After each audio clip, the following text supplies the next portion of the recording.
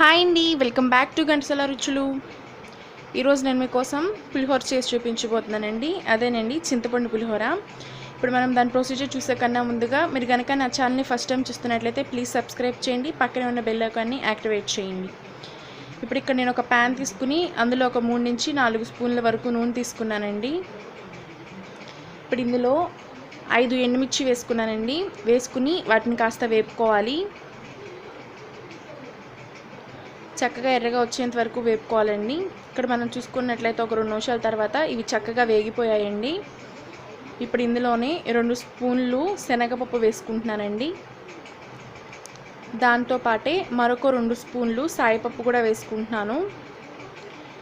ఇప్పుడైతే నేను ఎండుమిర్చి తీసేసుకుంటున్నానండి, ఎందుకంటే ఇవి బాగా ఫ్రై అయిపోయాయి. మాడిపోకుండా ఉండడం కోసం తీసేసుకున్నాను. ఇప్పుడు ఇందులోనే ఒక 6 స్పూన్ల వరకు వేరుశనగ గుళ్ళు వేసుకుంటున్నానండి. మీకు ఇష్టమైతే మీరు ఇంకొంచెం కూడా వేసుకోవచ్చు.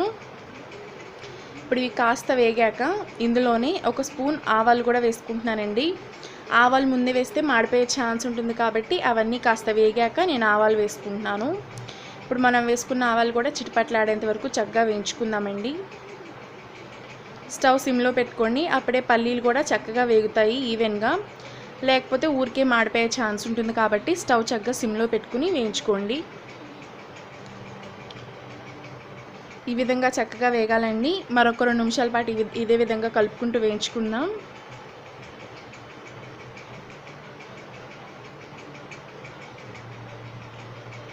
ఇప్పుడు స్టవ్ కాస్త మీడియంకి అడ్జస్ట్ చేసుకుని ఒకసారి కలుపుకుందామండి.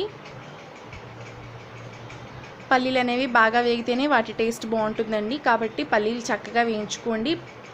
పల్లీలు మనం వేసుకున్న పప్పులు అవన్నీ చక్కగా ఎర్రగా వచ్చేంత వరకు వేయించుకోండి. ఇక్కడ చూస్తున్నారు కదా, ఈ పల్లీ మధ్య క్రాక్ అయిందంటే ఇది బాగా వేగిపోయిందని అర్థం.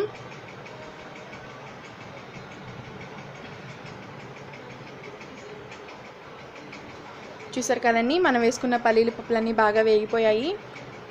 ఇప్పుడు నేను ఇందులోనే పచ్చిమిర్చి వేసుకుంటున్నానండి. ఒక 6 నుంచి 7 వరకు పచ్చిమిర్చిని ఇలా మధ్యకి చీల్చుకుని పెట్టుకున్నానండి. వాటిని వేయించుకుని చక్కగా వేయించేసుకుందాం.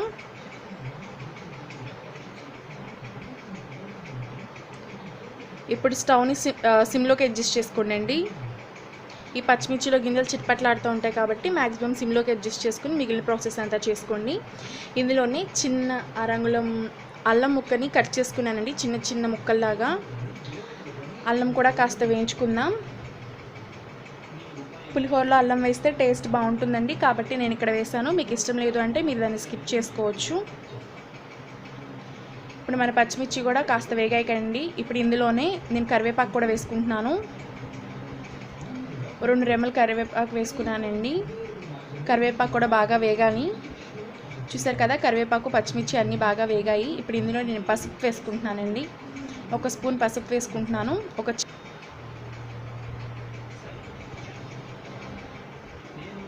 పసుపు కూడా కాస్త పచ్చివాసన అంతా పోయే వరకు వేపుకుందామండి.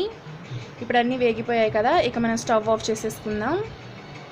స్టవ్ ఆఫ్ చేసుకున్న తర్వాత నేను తురుముకున్న క్యారెట్ ఒక 1/2 కప్పు వరకు వేసుకుంటున్నానండి. స్టవ్ ఆఫ్ చేసి వేయండి, ఎందుకంటే ఆ హీట్ సరిపోతుంది దీనికి. ఎక్కువగా కుక్ అయినా కూడా బాగోదు.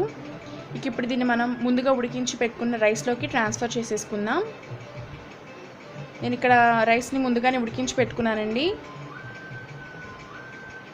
ఈ విధంగా ముందుగానే ఉడికించి పెట్టుకున్న రైస్లోకి దీన్ని వేసుకుని కలిపేసుకుంటున్నాను.